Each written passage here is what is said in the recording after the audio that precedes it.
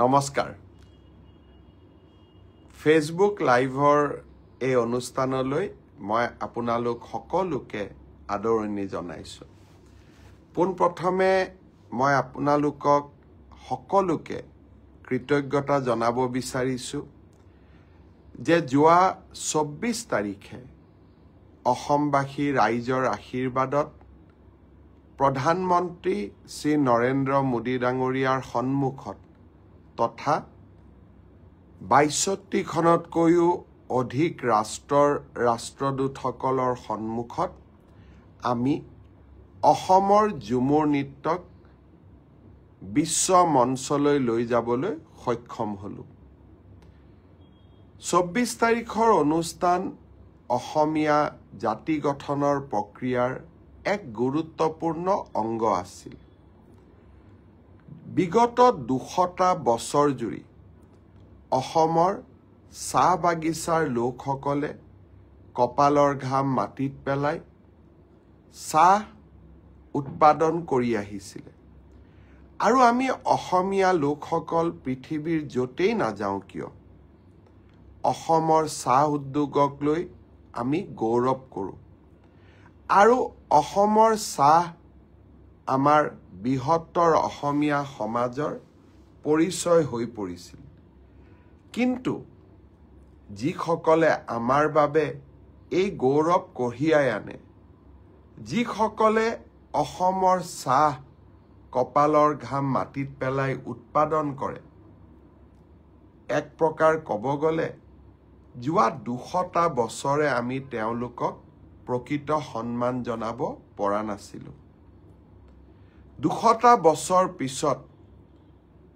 যোৱা ২৪ ফেব্ৰুৱাৰীত অসমবাসী ৰাইজে ঝুমুৰ নৃত্যক যি সন্মান জনালে চাহ বাগিচা আৰু আদিবাসী সমাজৰ যুৱক যুৱতীসকলে যি সাহসিকতাৰে সৰুসজাই ষ্টেডিয়ামত ঝুমুৰ নৃত্য প্ৰদৰ্শন কৰিলে সেয়া আমাৰ সকলোৰে বাবে এক গৌৰৱৰ ক্ষণ আছিল অসমীয়া জাতি গঠনৰ প্ৰক্ৰিয়াত ৰৈ যোৱা কোনোবা এটা অধ্যায়ক আমি যেন আকৌ এবাৰ আমাৰ সমাজ জীৱনত সমাহিত কৰি ল'ব পাৰিলো মই পুনৰ এবাৰ ৮০০৮ অসমৰ চাহ বাগিচা আৰু আদিবাসী সমাজৰ যুৱক যুৱতীক অন্তৰৰ হিয়া ভৰা কৃতজ্ঞতা জনাইছো তেখেতসকলৰ পিতৃ মাতৃক সন্মান জনাইছো আৰু বৃহত্তৰ চাহ বাগিচা আৰু আদিবাসী সমাজখনলৈ মই মোৰ বিনম্ৰ শ্ৰদ্ধা আকৌ এবাৰ নিবেদন কৰিছো ২৫ আৰু ২৬ তাৰিখে অসমত এডভান্টেজ অসম 2.0 আমি অত্যন্ত কৃতকাৰ্যতাৰে সম্পন্ন কৰিবলৈ সক্ষম হলো প্ৰধানমন্ত্ৰী নৰেন্দ্ৰ মোদী ডাঙৰীয়াই আগবঢ়োৱা বলিষ্ঠ ভাষণে আমাৰ সকলোৰে হৃদয় স্পৰ্শ কৰিলে ভাৰতৰ প্ৰধানমন্ত্ৰীৰ আসনখন শুৱনি কৰিও অসমৰ দৰে এখন ৰাজ্যত বিনিয়োগকাৰীসকলক বিনিয়োগ কৰিবলৈ তেখেতে যি মুক্ত কণ্ঠে আহ্বান জনালে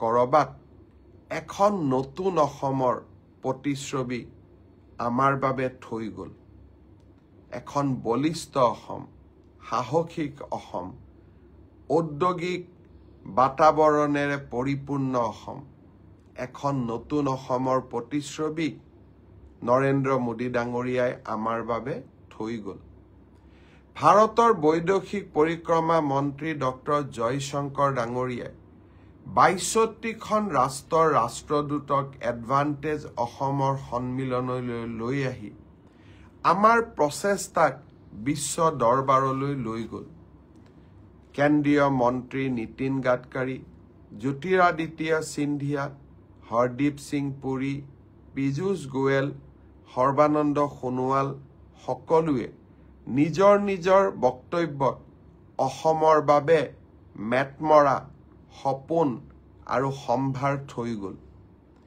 ভাৰতৰ উদ্যোগপতিসকলে মুক্ত কণ্ঠে তেওঁলোকৰ নতুন নতুন বিনিয়োগৰ বাবে অসমৰ ৰাইজক এক বিশাল প্ৰতিশ্ৰুতি দি থৈ গ'ল। প্ৰায় 5,23,000তকৈও অধিক টকা অসমৰ ইনফ্ৰাষ্ট্ৰাকচাৰ আৰু ঔদ্যোগিকৰণৰ বাবে বিনিয়োগৰ প্ৰতিশ্ৰুতি অহা 5টা বছৰৰ বাবে তেওঁলোকে থৈ গ'ল। এতিয়া সময় তেখেতসকলৰ লগত ব্যক্তিগতভাৱে আলোচনা কৰা আৰু লাহে লাহে 5 বছৰৰ পৰিৱৰ্তে কৰবাত 3-4 বছৰৰ ভিতৰতে এই সপোনবিলাক বাস্তৱত ৰূপায়িত কৰা।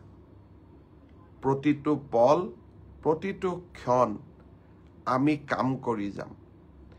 এখন নতুন অসম নিৰ্মাণৰ বাবে এই সমগ্ৰ প্ৰতিশ্ৰুতিসমূহক বাস্তৱত ৰূপায়িত কৰাৰ বাবে আমি কাম কৰিম। চৰকাৰী চাকৰিয়ে অসমৰ নিবনুৱা সমস্যা সমাধান কৰিব নোৱাৰে। প্ৰতি বছৰে অসমত 6 লাখৰ পৰা 7 লাখ নতুন কেঁচুৱাৰ জন্ম হয়। আৰু অৰ্থাৎ যদি আমি তাকেই স্পষ্টভাৱে ক'ব যাওঁ, প্ৰতি বছৰে 18 বছৰ পৰিপূৰ্ণ কৰি 19 বছৰত 7 লাখ যুৱক যুৱতীয়ে পদাৰ্পণ কৰে আৰু স্বাভাৱিকতে এখেতসকলে নিজৰ নাম এমপ্লয়মেণ্ট এক্সচেঞ্জত ৰেজিষ্ট্ৰেশ্যন কৰে। 7 লাখ ল'ৰা ছোৱালীক এখন চৰকাৰে কৰ্মসংস্থাপন দিব পাৰিব জানো? আৰু সেইকাৰণেই অসমৰ ল'ৰা ছোৱালীয়ে সাধাৰণ ছিকিউৰিটি গাৰ্ডত কাম কৰিবৰ বাবেও অসমৰ বাহিৰলৈ যায়। বেমাৰ আজাৰ হ'লেও তেওঁলোকে চিকিৎসা কৰাৰো সুবিধা নাপায়। কেতিয়াবা কেতিয়াবা কাৰোবাৰ আকস্মিক মৃত্যু হ'লে তেওঁলোকৰ শৰীৰো অসমলৈ উভতি নাহে।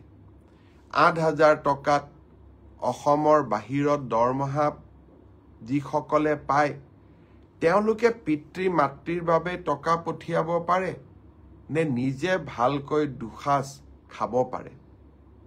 মই বিশ্বাস কৰোঁ অসমত যদি আমি ঔদ্যোগিকৰণৰ পৰিৱেশ এটা নিৰ্মাণ কৰিব পাৰোঁ, এই ল'ৰা ছোৱালীসকলক আমি অসমলৈ উভতাই আনিব পাৰিম।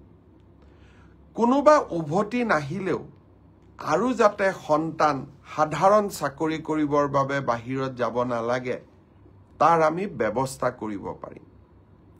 অসমৰ উদ্যোগীকৰণ উদ্যোগপতিৰ বাবে নহয়, অসমৰ উদ্যোগীকৰণ আমাৰ নিবনুৱা যুৱক যুৱতীৰ বাবে।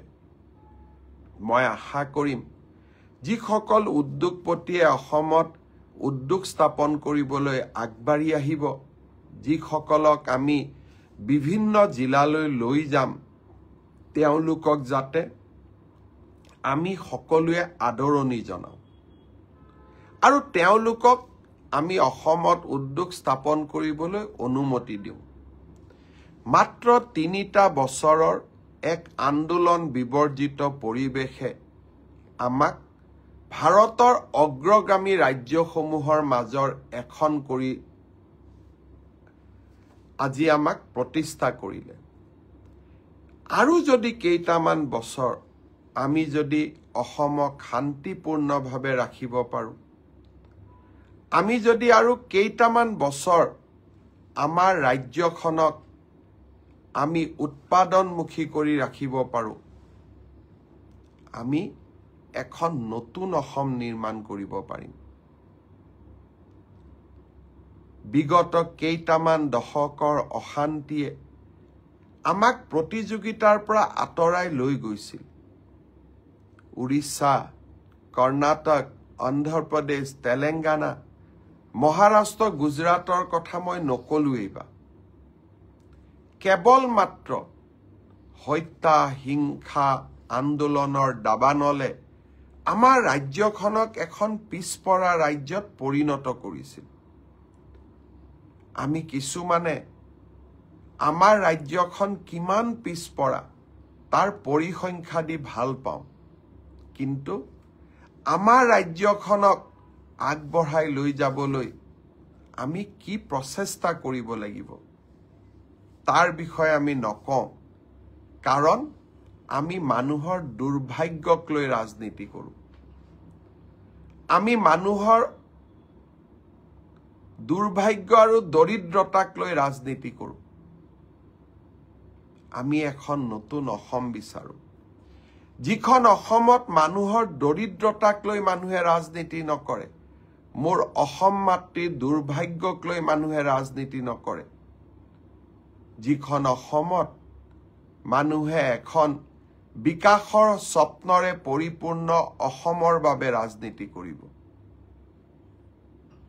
মই বিশ্বাস কৰোঁ আজি এটা সময় আহি পৰিল, ইয়াৰ পৰা অসমীয়াই সিদ্ধান্ত ল'ব পাৰিব যে আমাৰ যাত্ৰা অগ্ৰগামী হ'ব নে আমাৰ যাত্ৰা আমি আৰু পিছলৈ লৈ যাম। চান্দা, ভাবুকি, বন্ধ, ধৰ্ণা, ধৰ্মঘট আমাৰ জাতিটোৰ পৰিচয় হৈ পৰিছিল। মই বিশ্বাস কৰোঁ এতিয়া আমাৰ জাতিটোৰ পৰিচয় হ'ব ব্যৱসায়ী, শিল্পী, সাহিত্যিক, উদ্যোগী। আমাৰ ল'ৰা ছোৱালীৰ অস্ত্ৰ, বন্দুক, AK-47 বোমা নহ'ব, গ্ৰেনেড নহ'ব, artificial intelligence, quantum physics, augmented reality, এইবিলাক আমাৰ নতুন দিনৰ চালিকা শক্তি হ'ব।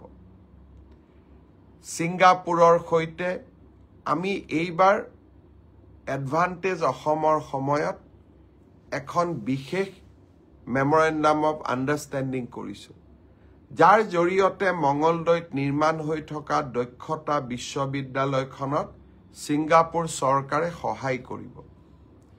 আমি এটা স্কিল মেন পাৱাৰ অকল অসমৰে নহয় ভাৰতবৰ্ষৰ বাবে নিৰ্মাণ কৰিব খুজিছোঁ। টাটা টেকনলজি আৰু অসমৰ পলিটেকনিকসমূহত ইতিমধ্যে ৩,০০০ কোটি টকা ব্যয় কৰি আমি ইণ্ডাষ্ট্ৰী 4.0ৰ বাবে প্ৰয়োজনীয় স্কিল মেন পাৱাৰ নিৰ্মাণৰ প্ৰচেষ্টাত ইতিমধ্যে আগবাঢ়িছোঁ। নেলকো নামৰ কোম্পানী এটাৰ সৈতে এইবাৰ আমি এখন মেমৰেণ্ডাম অফ আণ্ডাৰষ্টেণ্ডিং কৰিছোঁ, যি চুক্তিৰ দ্বাৰা অসমৰ হাইস্কুল পৰ্যায়ৰ পৰাই স্কিল মেন পাৱাৰ নিৰ্মাণৰ কাম আৰম্ভ হ'ব।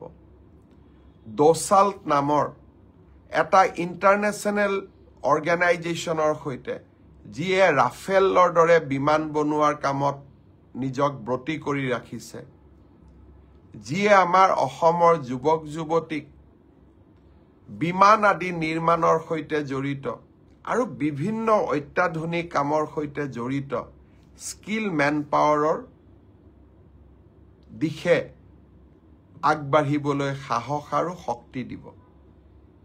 সৰ্বানন্দ সোণোৱাল ডাঙৰীয়াই ডিব্ৰুগড়ত মেৰাটাইম ইনষ্টিটিউট নিৰ্মাণৰ কথা কৈছে, যাৰ জৰিয়তে অসমৰ ল'ৰা ছোৱালীয়ে বিশ্ব মানদণ্ডৰ জাহাজত কাম কৰিবৰ বাবে স্কিল আহৰণ কৰিব পাৰিব। জাপানৰ কেইবাটাও সংস্থাৰ সৈতে আমি চুক্তি কৰিছোঁ জাপানী লেংগুৱেজ ট্ৰেইনিঙৰ বাবে। তেওঁলোকে আমাক আশ্বাস দিছে যে অসমৰ ল'ৰা ছোৱালীয়ে জাপানীজ লেংগুৱেজ আহৰণ কৰাৰ পিছত জাপানত অন্ততঃ 2 লাখ টকা মাহত দৰমহা পোৱা চাকৰিত অসমৰ 50,000 ল'ৰা ছোৱালীক তেখেতসকলে কৰ্ম সংস্থাপন দিব।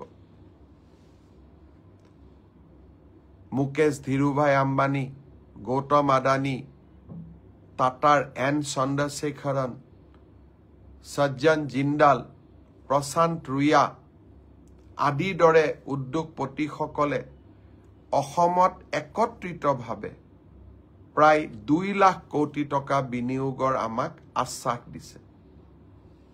আমাৰ অসমলৈ স্বাভাৱিকভাৱে পৰিৱৰ্তন আহিব মাত্ৰ আমাৰ সকলোৰে সহায় সহযোগিতা লাগিব শ্ৰদ্ধাৰ ৰাইজ অসম বিধানসভাৰ অধিৱেশন চলি আছে অহা 10 তাৰিখে অসম বিধানসভাত আমি নতুন বৰ্ষৰ বাবে বাজেট উপস্থাপন কৰিম মোক কোনোবাই সুধি আছে আত্মসহায়ক গোটৰ বাবে মই এনাউন্স কৰা 10,000 টকাটো কেতিয়াকৈ পাম নিৰ্বাচনৰ চূড়ান্ত প্ৰক্ৰিয়া এই মাহত আমি শেষ কৰিম আৰু 1 এপ্ৰিল তাৰিখে বিহালীত প্ৰথম 10,000 টকা আইমাতৃসকলক দি এই আঁচনিখনৰো আমি শুভাৰম্ভ কৰিম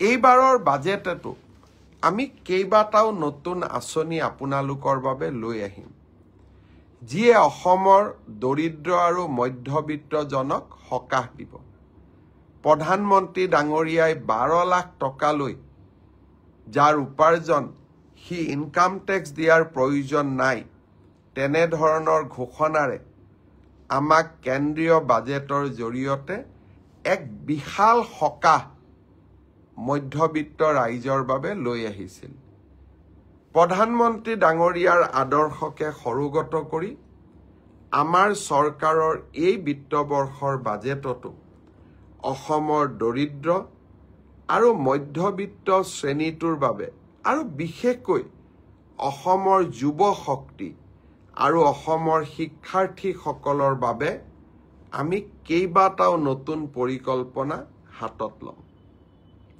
নতুন অসম নিৰ্মাণৰ বাবে আমাক ইনফ্ৰাষ্ট্ৰাকচাৰৰ প্ৰয়োজন ৰাজ্য চৰকাৰে এই বছৰৰ বাজেটত এনে বহুত নতুন ইনফ্ৰাষ্ট্ৰাকচাৰৰ আঁচনিও আৰম্ভ কৰিব আপোনালোকৰ যদি বাজেটক লৈ কিবা বিশেষ পৰামৰ্শ আছে উদ্ভাৱনীমূলক পৰামৰ্শ বহুতে ক'ব মোৰ বিদ্যালয়খন প্ৰাদেশিকৰণ কৰি দিয়ক তেনে পৰামৰ্শ আমি জানো কিন্তু এনেকুৱা পৰামৰ্শ যি আমি কোনেও নাজানো যি নতুন অসম নিৰ্মাণৰ বুনিয়াদ হ'ব পাৰে যি ইনোভেটিভ হ'ব পাৰে যিয়ে কেইবাজনো মানুহৰ বাবে কৰ্মসংস্থাপনৰ সৃষ্টি কৰিব পাৰে যোনে নেকি অসমৰ সমস্যাসমূহ সমাধানৰ ক্ষেত্ৰত বিজ্ঞানসন্মত পৰামৰ্শ আগবঢ়াব পাৰে তেনে যদি কিবা আপোনালোকৰ পৰামৰ্শ আছে মোক কমেন্ট সেকশনত আপোনালোকে পৰামৰ্শ দিব কিন্তু বাকি পৰামৰ্শবিলাক মই জানো প্ৰাদেশিকৰণ কৰিব লাগে গাঁওবুঢ়াৰ দৰমহা বঢ়াব লাগে আশা অংগনবাড়ীৰ দৰমহা বঢ়াব লাগে তেনে পৰামৰ্শবিলাক মই জানো তাক পৰামৰ্শ বুলি নকয় তাক উইশ লিষ্ট বুলি কয় কিন্তু আমাক উইশ লিষ্টৰ লগতে পৰামৰ্শ লাগে যি নতুন অসমৰ ভেটি নিৰ্মাণ কৰাৰ বাবে আমি সাহস পাওঁ শক্তি পাওঁ আইডিয়া পাওঁ প্ৰবাসী অসমীয়াসকল কোনোবা কলিকতাত আছে কোনোবা দিল্লীত আছে কোনোবা মহাৰাষ্ট্ৰত আছে কোনোবা কৰ্ণাটকত আছে সেই ৰাজ্যবিলাকত যদি কিবা ভাল কাম হৈছে যি অসমত হোৱা নাই তেনে পৰামৰ্শও আমাক দিব পাৰে সুমি হাজৰিকাই গ্ৰেট মামা লিখিছে কোনোবাই কৈছে এডিআৰই ৰিজাল্টৰ কেতিয়া দিব মই আজি গোটেই পৰীক্ষাৰ ৰিজাল্টৰ কথা কম আপোনালোকে অলপ দেৰি মোৰ লগত সহযোগিতা কৰক হবিব মোহাম্মদ চৌধুৰীয়ে চাই আছে লক্ষ্য বৰাই চাই আছে ভেৰি গুড মামা বুলি কৈছে পল্লৱী বৰুৱাই মোক সুধিছে ৰিজাল্টৰ ডেট দিয়ক অলপ ধৈৰ্য ধৰক নমিদ আছে সুধিছে ৰিজাল্ট লাগে পাস কৰিম বুলি আমি কনফিডেন্ট হৈ আছো ডেফিনেটলি গতিকে আপোনাকো মই উত্তৰ দিম ৰিজাল্ট কেতিয়া হ'ব আৰু বহুতে আশিস বাউৰী গ্ৰেট আৰু বহুজনে এই ধৰণে পৰামৰ্শ ইয়াত আগবঢ়াইছে মই সকলোকে আকৌ এবাৰ ৰিকুৱেষ্ট কৰিম যে বাজেটক লৈ যদি আপোনালোকৰ কিবা বিশেষ পৰামৰ্শ আছে আপোনালোকে অনুগ্ৰহ কৰি পৰামৰ্শবোৰ কমেন্ট সেকশনত দিব কিন্তু মই আকৌ কৈছো উইচ লিষ্ট নালাগে উইচ লিষ্টখিনি আমি ইতিমধ্যে কেইবাটাও ফেচবুক লাইভৰ জৰিয়তে আপোনালোকৰ পৰা লৈ লৈছো এইবাৰ দিব যে কিবা যদি আপোনালোকৰ পৰামৰ্শ আছে যি পৰামৰ্শই আমাক ৰাজ্যখনক আগুৱাই লৈ যোৱাত সহায় কৰিব মই আপোনালোকক বহুত দেৰি অপেক্ষাৰত কৰি থব খোজা নাই মই আপোনালোকক প্ৰতিশ্ৰুতি দিছিলো যে এডভান্টেজ অসম হৈ যোৱাৰ পিছতে আমি হৈ যোৱা পৰীক্ষাবিলাকৰ ৰিজাল্ট লাহে লাহে দিবৰ বাবে চেষ্টা কৰিম মই আজি কেইটামান পৰীক্ষাৰ ৰিজাল্ট কেতিয়া দিব তাৰ বিষয়ে মই আপোনালোকক জনাম গোটেই কেইটা পৰীক্ষাৰ ৰিজাল্ট কেতিয়া দিব সেই বিষয়ে জনাবৰ বাবে মই আজিয়ে সক্ষম নহম কিন্তু কেইবাটাও পৰীক্ষাৰ ৰিজাল্ট আমি কেতিয়া দিম তাৰ বিষয়ে মই আপোনালোকক আজি জনাব বিচাৰিম মই আগতে কৈছো যে পৰীক্ষাৰ ৰিজাল্ট কি হ'ব আসলতে আপোনালোকে মোক সুধিছে আসলতে আপোনাক ডেটটোৰ প্ৰয়োজন কাৰণ ৰিজাল্ট কি হ'ব তাক আপোনালোকে সকলোৱে নিজে জানে সকলোৱে OMR sheet ডাউনলোড কৰি লৈছে পল্লৱ মোহন বৰুৱা আমাক চাই আছে পম্পি তালুকদাৰ তেওঁকো ডিটিৰ কিবা প্ৰমোচনৰ কথা ভাস্কৰ শৰ্মা চাই আছে প্ৰদীপ বৰাই চাই আছে নন্দু পখৰেল তেখেতে চাই আছে আজি এটা ভাল খবৰ দিওঁ মই পাহৰিয়ে গৈছিলো অসমৰ কাৰ্বি আলঙৰ বিনিতা চেত্ৰী 8 বছৰীয়া ছোৱালী ব্ৰিটেইন গট টেলেণ্ট নামৰ অনুষ্ঠানটোত যি ধৰণে প্ৰদৰ্শন কৰিলে সঁচাকৈয়ে মনটো গৌৰৱেৰে উফন্দি উঠিলে অসমৰ টেলিভিছন চেনেলবিলাকতো আজি সেই বিষয়ে ধুনীয়াকৈ নিউজ আহিছে মোৰ টুইটাৰতো মই দিছো ফেচবুকতো দিছো আপোনালোকে চাব কণমানি বিনিতাই কেনেকে হাত সাগৰ পাৰ হৈ আমাৰ অসমৰ ধ্বজা উচ্চ শৃংগত আৰোহণ কৰোৱালে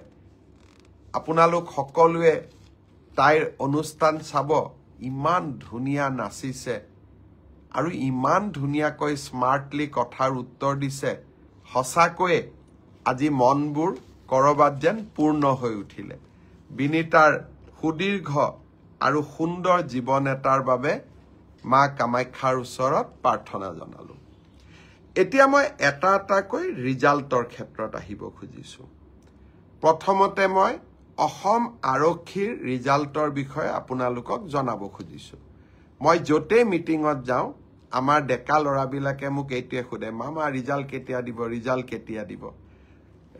কেতিয়া দিব মই আজি কৈ দিম যিসকলে পাব তেওঁলোকক মই অভিনন্দন জনাম যিসকলে নাপাব অহাবাৰ পৰীক্ষাৰ বাবে আৰু প্ৰচেষ্টা চলাব মন বেয়া নকৰিব আৰু সকলোৱে যিসকলে পাব তেওঁলোকৰ কৃতিত্বক লৈ আমি সকলোৱে গৌৰৱ কৰিম আৰু যিসকলে নাপাব তেওঁলোকে পুনৰ প্ৰচেষ্টা কৰিম পৰীক্ষাৰ এটা ৰিজাল্ট ভাল বেয়া দুইটা আহে তাক লৈ বহুত চিন্তা কৰিব নালাগে we should take life as challenge জীৱন প্ৰত্যাহ্বানেৰে পৰিপূৰ্ণ ৰিজাল্ট আপোনালোকে জানেই OMR sheet আপোনালোকে চাইয়ে আছে গতিকে পোৱা আৰু নোপোৱা দুইটাই জীৱনৰ একোটা যাত্ৰাৰ সংগী বুলি আমি ধৰি ল'ব লাগিব মই এতিয়া আপোনালোকক জনাই থৈ যাম সাব ইন্সপেক্টৰ আমাৰ UB AB কমিউনিকেশ্যন এই তিনিটা ক্ষেত্ৰত অসম আৰক্ষীয়ে সাব ইন্সপেক্টৰ পোষ্টৰ পৰীক্ষা পাতিছিল ইয়াত পদ আছিল 203টা ইয়াৰে ইতিমধ্যে লিখিত পৰীক্ষা হৈ গল আৰু এই লিখিত পৰীক্ষাত যিসকলে উত্তীৰ্ণ হল যিসকলে কাট অফ নম্বৰ পাবলৈ সক্ষম হল তেওঁলোকৰ তালিকা 6 মাৰ্চ তাৰিখে আৰক্ষী বিভাগে প্ৰকাশ কৰিব 6 মাৰ্চ তাৰিখে লিখিত পৰীক্ষাৰ ৰিজাল্ট হোৱাৰ লগে লগে PST আৰু PET আৰম্ভ হ'ব আৰু PST আৰু PETৰ এডমিট কাৰ্ড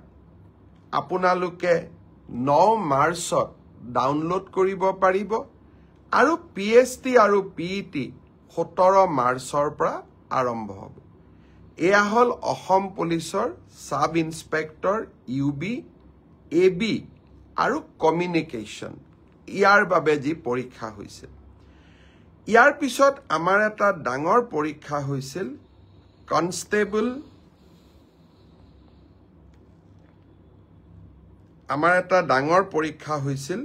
সেইটো হ'ল constable UB, constable AB, constable communication আৰু sub officer fire and emergency service. কনষ্টেবলৰ UBত পোষ্ট আছিল 1760টা, কনষ্টেবল ABত পোষ্ট আছিল 2301টা, কনষ্টেবল কমিউনিকেশ্যনত পোষ্ট আছিল 466টা আৰু সাব অফিচাৰ ফায়াৰ ছাৰ্ভিচত পোষ্ট আছিল মাত্ৰ এটা। এই গোটেই পৰীক্ষাটোৰ ইতিমধ্যে PST আৰু PET কমপ্লিট হ'ল। এই পৰীক্ষাটোৰ যিসকলে PST, PETত কোন পাছ কৰিলে ইয়াৰে ৰিজাল্ট অসম আৰক্ষীয়ে 12 মাৰ্চ তাৰিখে ঘোষণা কৰিব। অৰ্থাৎ কনষ্টেবল UB, AB পৰীক্ষাৰ প্ৰথম ৰিজাল্ট 12 মাৰ্চ তাৰিখে প্ৰকাশিত হ'ব। ইয়াৰ পিছত আপোনালোকে নিজেও জানে যে এটা লিখিত পৰীক্ষাত আমি অৱতীৰ্ণ হ'ব লাগিব আৰু এই লিখিত পৰীক্ষাটিৰ বাবে যিসকলে কাট অফ মাৰ্ক পাবলৈ সক্ষম হ'ব তেওঁলোকে এডমিট কাৰ্ড 17 মাৰ্চৰ পৰা ডাউনলোড কৰিব পাৰিব আৰু finally AB, UB written test 23 মাৰ্চত অনুষ্ঠিত হ'ব। ইয়াৰ পিছত অসম আৰক্ষীত ড্ৰাইভাৰৰ 667টা পোষ্টৰ বাবে PST আৰু PET অনুষ্ঠিত হৈছিল। এই ড্ৰাইভাৰৰো PST, PETৰ পৰীক্ষাৰ ৰিজাল্ট অহা পৰহি দিনাখন অৰ্থাৎ 4 মাৰ্চ তাৰিখে অসম আৰক্ষীয়ে ঘোষণা কৰিব।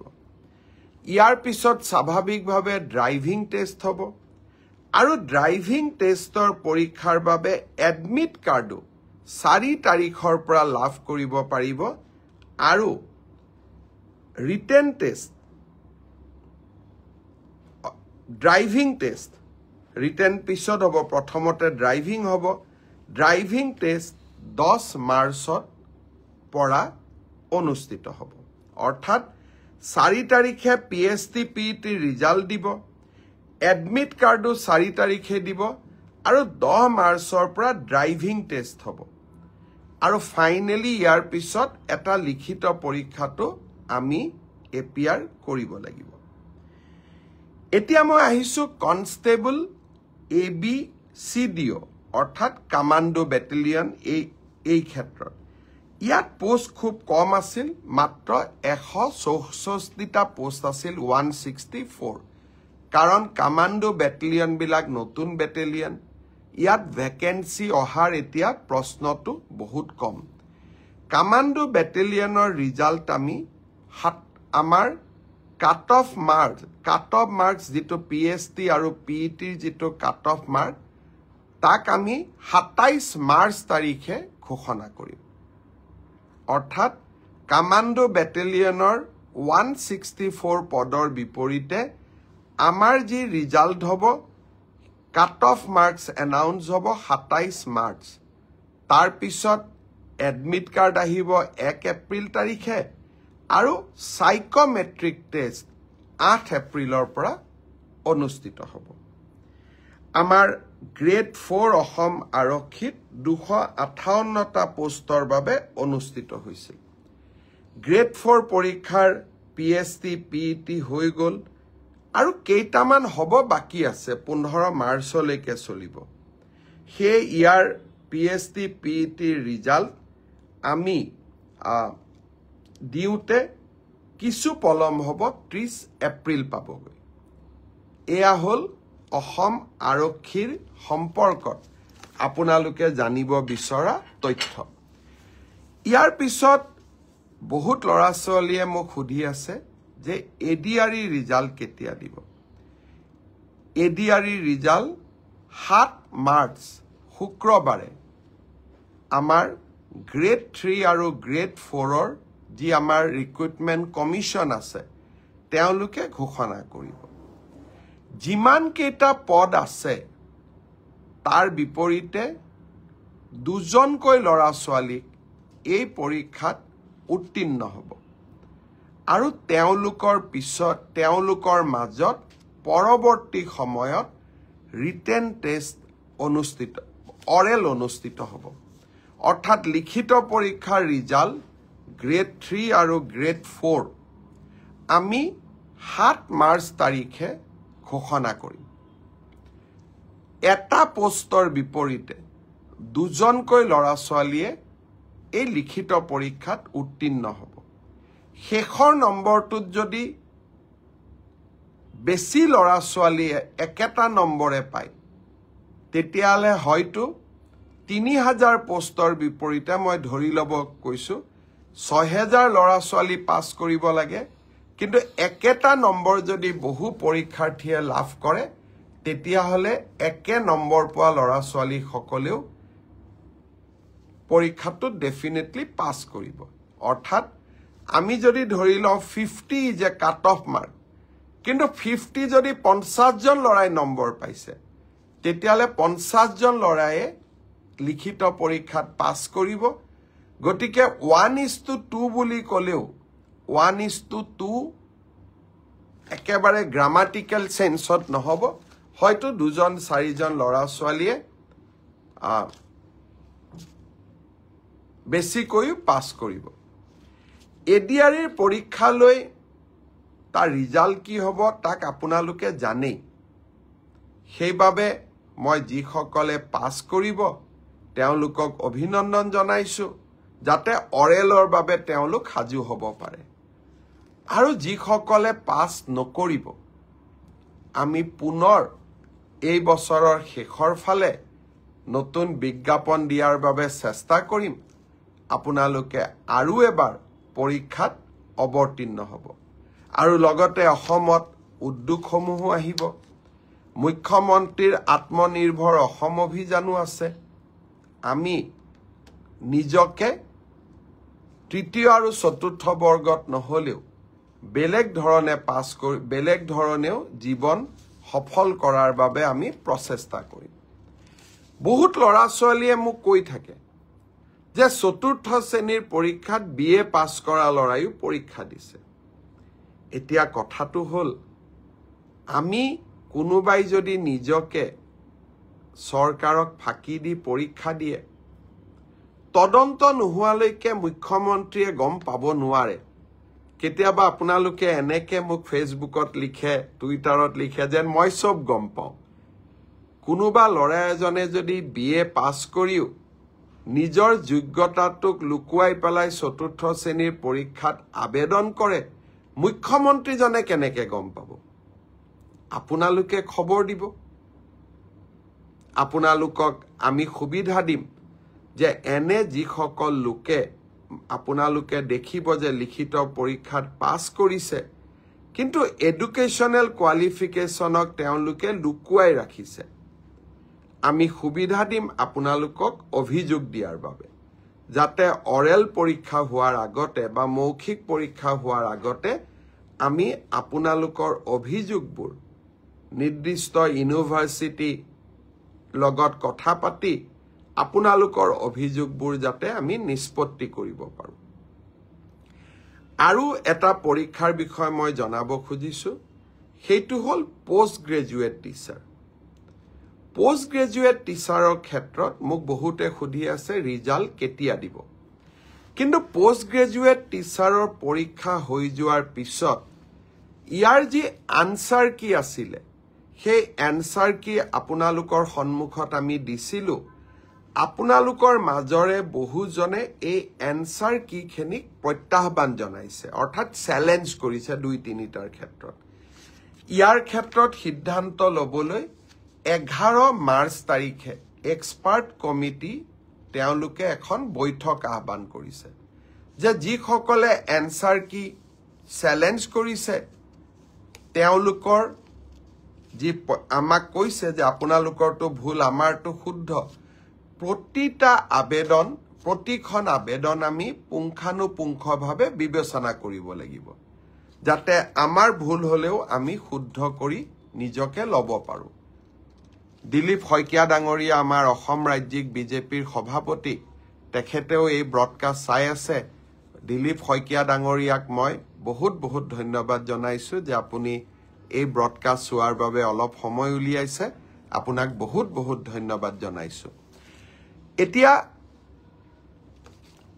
11 মাৰ্চ তাৰিখে এক্সপাৰ্ট কমিটি বহাৰ পিছত আপোনালোকক মই জনাব পাৰিম যে আমি কেতিয়া পোষ্ট গ্ৰেজুৱেট টিচাৰৰ পৰীক্ষাৰ ফলাফল দিব পাৰিম সেই ধৰণে এলপি এমই পৰীক্ষাৰ ফলাফলৰ বিষয়েও আজি যেনেকে অসম আৰক্ষীৰ বিষয়ে মই একেলগে জনাইছো 11 মাৰ্চৰ পিছত মই শিক্ষা বিভাগৰ গোটেই কেটা নিযুক্তিৰ সম্পৰ্কত আপোনালোকক এনেকৈ আগতীয়াকৈ জনাবৰ বাবে মই প্ৰচেষ্টা কৰিম তাৰ বাবে আপোনালোকে মোৰ পৰৱৰ্তী অৰ্থাৎ 11 মাৰ্চৰ পিছৰ কোনোবা এটা ফেসবুক লাইভৰ অনুষ্ঠানৰ বাবে অপেক্ষা কৰিব লাগিব পুনৰ এবাৰ আপোনালোকক ধন্যবাদ জনাইছো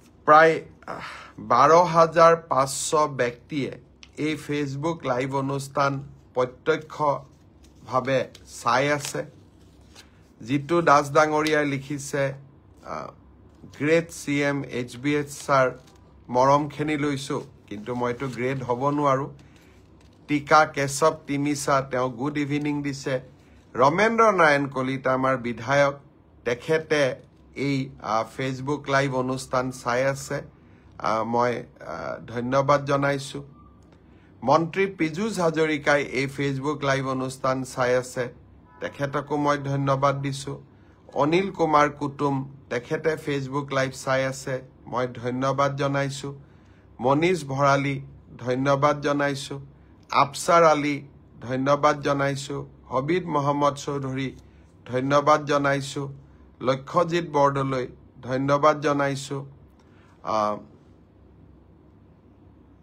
কেইটামান নাম মই পঢ়িব পৰা নাই তথাপিতো মই সকলোকে ধন্যবাদ জনাইছো মমিতা নাথ মই ধন্যবাদ জনাইছো কল্যাণী ৰয় আপুনি চাই আছে মই আপোনাক ধন্যবাদ জনাইছো সীমান্ত শইকীয়া মই ধন্যবাদ জনাইছো তুলিৰাম ৰংহাং ডাঙৰীয়াই ফেসবুক লাইভ চাই আছে মই আপোনাক ধন্যবাদ জনাইছো সুকন্যা মৰাণ ফেসবুক লাইভ চাই আছে মই ধন্যবাদ জনাইছো পৰীক্ষিত দত্ত মই ধন্যবাদ জনাইছো অহাকালি অসম বিধানসভাত জাস্টিস বিপ্লৱ শৰ্মা কমিটিৰ প্ৰতিবেদন সম্পৰ্কে আলোচনা হ'ব অতীতৰ গহ্বৰলৈ মই যাবলৈ বিচৰা নাছিলো কিন্তু যিয়ে নহওক কংগ্ৰেছ দলে দাবী জনালে বিধানসভাত এই কমিটিৰ প্ৰতিবেদন আনিব লাগে তেওঁলোকৰ দাবীক সন্মান জনাই বিধানসভাত এই কমিটিৰ প্ৰতিবেদন দাখিল কৰা হ'ল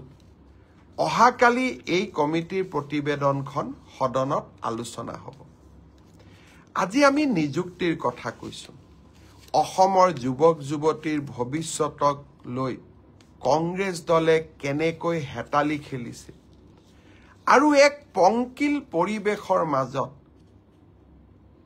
কি ধৰণে মই টেট শিক্ষকৰ নিযুক্তিত স্বচ্ছতা আনিবলৈ যত্ন কৰিছিলো অহাকালিৰ প্ৰতিবেদনৰ ওপৰত আলোচনা হ'ব আপোনালোকে আকৌ এবাৰ তাক শুনিবলৈ পাব আৰু গৌৰৱ কৰিব যে প্ৰধানমন্ত্ৰী নৰেন্দ্ৰ মোদী ডাঙৰীয়াৰ আশীৰ্বাদত আপোনালোকৰ আশীৰ্বাদত আজি কেনেকৈ আমি নিযুক্তিৰ প্ৰক্ৰিয়ালৈ স্বচ্ছতা লৈ আহিছো এডিআৰি ৰিজাল্ট দিয়াৰ পিছত ৰিজাল্ট চিটটো চালে দেখা পাব যে কেনে পক্ষপাতবিহীন আৰু মেধা খাৰঠি কৰি আমি কেনেকৈ প্ৰত্যেকটো পৰীক্ষাৰ ৰিজাল্ট দিবলৈ চেষ্টা কৰিছোঁ।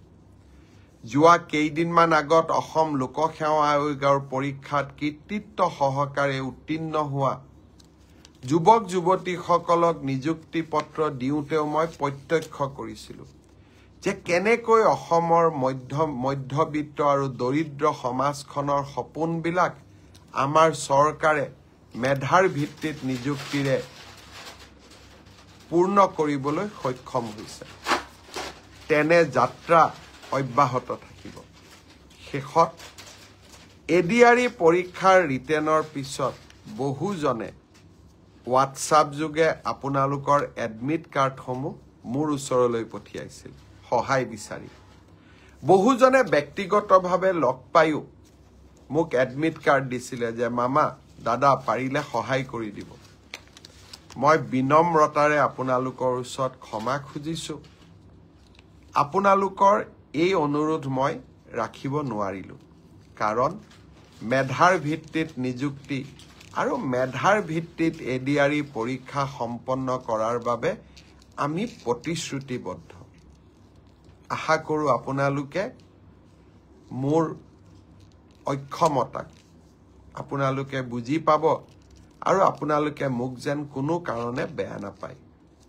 পুনৰ এবাৰ সকলোকে ধন্যবাদ জনালোঁ, অভিনন্দন জনালোঁ ফেচবুক লাইভ অনুষ্ঠান চোৱাৰ বাবে। আকৌ লগ পাম। বহুত বহুত ধন্যবাদ। জয় হিন্দ, বন্দে মাতৰম।